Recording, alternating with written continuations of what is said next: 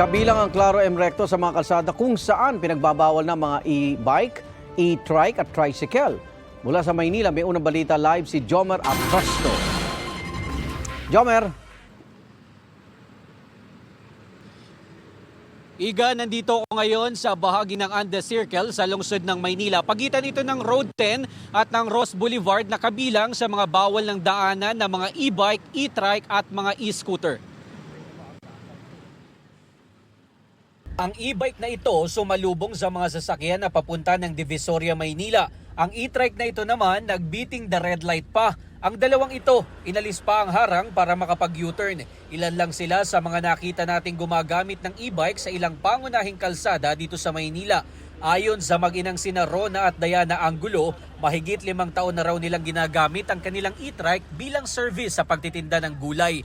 Gayun din sa paghahatid sundo ni Rona sa kanyang anak na nag-aaral. Kung sa amin po, malaking po yun, disadvantage. Kasi katulad niyan, ito po yung ginagamit namin mode of transpo, against po kami doon. Tsaka ano po yung reason nila bakit ipagbabawal? Sagabal po ba kami? Nakakaabala po ba kami? Dapat bigyan po nila kami ng paliwanag kung bakit po nila ipagbabawal. Isa ang Claro M Recto Avenue sa 19 na kalsadang ipagbabawal ng daanan ng mga e-trike, e-bike at tricycle simula sa darating na Abril. Base ito sa resolusyon ng Metro Manila Council. Ang multa aabot raw sa 2,500 pesos. Ang problema na mag-ina, paano na raw ang kanilang negosyo? Pero dito parang never naman po nag-accident dito na katulad po nito. Sasangayon po ako doon kung highway, like S-Lex, N-Lex, talagang bawal doon. Kasi hello, kasabay mo mga truck, di ba? Pero yung ganito na halos naman po lahat pwedeng dumaan, parang ano naman po nila, mag-considerate naman po sila.